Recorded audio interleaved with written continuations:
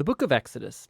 In the first video, we explored chapters 1 through 18, which tell the foundational story of how God rescued the enslaved Israelites by confronting and defeating Pharaoh, while offering a way of escape through the blood of the Passover lamb. God then delivered his people by bringing them through the waters of the sea and then into the wilderness, where, surprisingly, they grumbled and complained.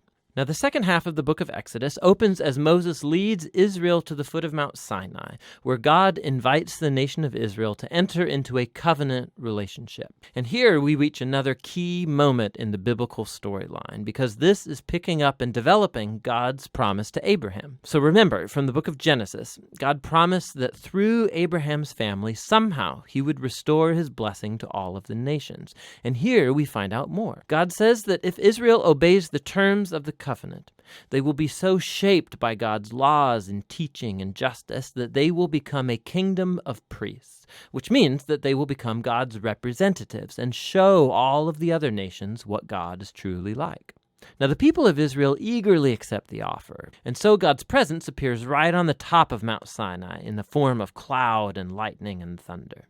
And Moses goes up as their representative, and God opens with the basic terms of the covenant, the famous 10 Commandments. These are like the basic terms of the agreement, how the Israelites and God are going to relate to each other. And then after this come another collection of commands which fill out the first 10 in more detail. There are laws about Israel's worship, about social justice, how they are to live together, all shaping Israel into a nation of justice and generosity that's different from the other nations. So Moses writes down all of these laws, and he brings them down to the people who, again, eagerly agree to enter into this covenant with God. And once they do so, God takes the relationship forward another step. He tells Moses that he wants his holy and divine and good presence to come and dwell right in the midst of Israel, which develops another aspect of God's covenant promises. So remember, after humanity's rebellion in the garden, it was access to God's presence that was lost. But now it's through the family of Abraham that God's presence is becoming once again accessible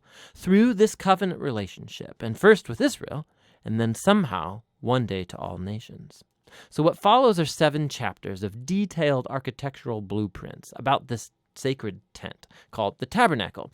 There's an outer courtyard with an altar, and then in the center there's a tent that has an outer room and then an inner room. And then inside the inner room, which is called the most holy space, is a golden box called the Ark of the Covenant. And there's angelic creatures over the top of it. It's the hot spot of God's presence. Now there's lots of detail in these chapters, and it's important to know that every piece has some kind of symbolic value. All of the flowers, the angels, the gold, and the jewels, it all echoes back to the Garden of Eden, the place where God and humans lived together in intimacy. And so the tabernacle is like a portable Eden, so to speak. It's the place where God and Israel can live together in peace. At least in theory, because right here, something goes really, really wrong. Israel breaks the covenant. As Moses is up on the mountain receiving the blueprints for the tabernacle, down below at the camp, the Israelites, they're losing patience. And so they ask Moses' brother Aaron to make for them a golden calf idol so they can worship it as the God who saved them out of slavery in Egypt. Now God's presence, it's right there on top of the mountain. They can see it. But here they are below, breaking the first 2 commands of the covenant they just agreed to. No other gods and no idols. Now, what follows is really important. God knows what's happening down below. And so he first invites Moses into his own anger and pain. And he tells Moses what he wants to do, just to wipe Israel out. But Moses intercedes by appealing to God's character. He says, first of all, destroying Israel would be going back on your covenant promises to Abraham. And then Moses appeals to God's reputation among the nations. What would they think if they see you destroying your own people? And so God accepts Moses' intercession, and he relents. And while he does bring his judgment on those who instigated the idolatry, he forgives the nation as a whole and promises to renew his covenant. And it's right here, at this point in the story, that God, for the first time, describes his own character to Moses. He says, the Lord is merciful, he's gracious, he's slow to anger, abounding in covenant faithfulness. He forgives sin, but he will not leave the wicked unpunished. So we have this tension. God is full of mercy, but also he must deal with evil if he claims to be good. And above all, God is faithful to his promises, even though it means, he knows, he's committing himself to a people who are utterly faithless.